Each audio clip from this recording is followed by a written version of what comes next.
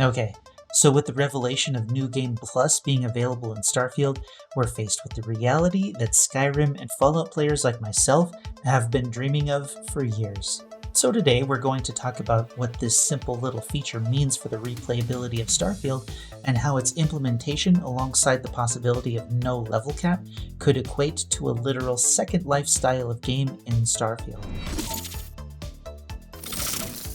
To start, a New Game Plus is often an option offered to a player once they reach the end of the game.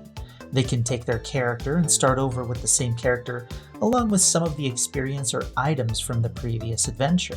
In Fallout 4, when you reached the end of the game, factions were destroyed, alliances were broken, and areas were changed or removed from your access entirely. This meant that when you reached the end credits, your character kind of had nothing to do at all, and then all you could do as a player was start a brand new game and start all over. Maybe with the intention of not actually going through the main story and focusing on the things that you really enjoyed in your first playthrough instead. The settlement and crafting systems were what I did in my playthrough after I finished the main story for the first time. But this is why New Game Plus in Starfield is really particularly exciting. And Pete Hines recently said that the real game doesn't start until after you finish the main story.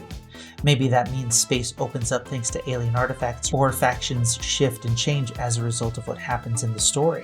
We'll have to play and find out ourselves.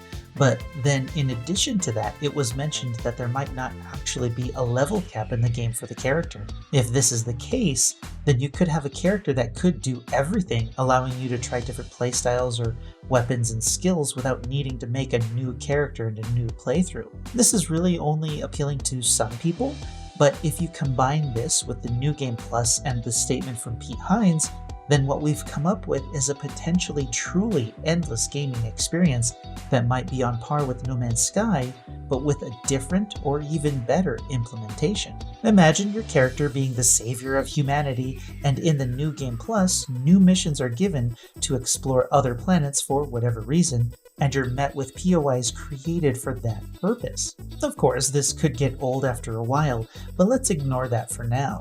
The game then transitions from an RPG to an open-world exploration and building sim, giving players a reason to explore the vastness of space. Maybe the new game introduces more quests to the cities that are dictated by your choices in the main story.